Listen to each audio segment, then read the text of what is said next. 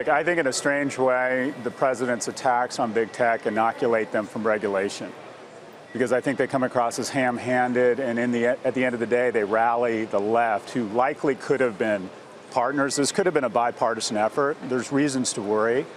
But similar to the attack on Amazon, his attacks lack reason, data, or grammar, which weaken the argument and only make.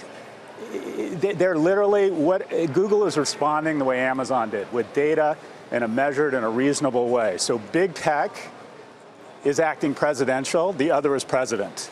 It weakens the argument. He's literally inoculating big tech unwittingly against regulation. Do you disagree that some of the search terms that you enter into Google give you an unfair point of view of what a given word might mean, for instance? These firms, Carl, they don't lean left, they don't lean right, they lean down.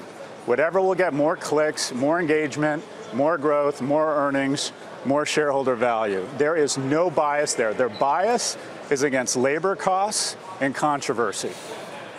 Roger, I wonder if there's a potential distinction to be made here between what Google does in search, even if it's search for news, and what Facebook and Twitter are up to, because obviously one of the reasons I'm sure this was top of mind for the president and people who think like him is the banning of certain people from other platforms, right? So you have this kind of judgment call situation based on some kind of standards that are specific to each company of who can and who can't participate. That, to me, is different from the Google algorithm that is, in fact, trying to get to the most relevant result. I think that's a really important point. That Google's strategy, as Scott said, is to obviously get you answers quickly and sell a lot of ads against those answers. And I think there are real issues with the way Google runs its search engine, just as I think there are huge issues with Facebook and Twitter. The one the president is talking about is not one of them. He is working the refs. And the notion, one of the things that I find really confusing is that folks in the Republican Party would look at something like Alex Jones as being, something that they need to defend. Somebody who's in the business of spreading conspiracy theories. And to me, that's not journalism, what Jones is doing. And so I think that the battle, I'm with Scott on this issue in that this is an irresponsible attack, which I think is just a design to change the subject. And if I were the industry, I'd feel good about being attacked this way, because at the end of the day, the industry's situation is complicated, and by making it more complicated, they do lower the probability of successful regulation.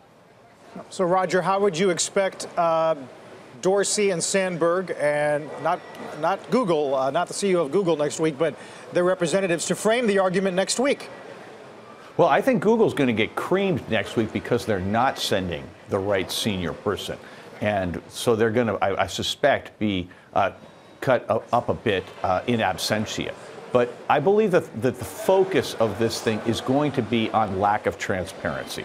That I think for all intents and purposes, the business plan of these companies is now fair game in Washington, D.C., and justifiably so. These guys have essentially taken over the public square, the place where the country conducts its democracy, and they tried to do that without accepting any of the normal responsibilities that come with it. And I think Congress has had enough of that. And I'm not exactly sure how this is going to turn out from a regulatory point of view. I think the goal of regulation is always to change incentives. It's a blunt instrument. It's not something you do with precision.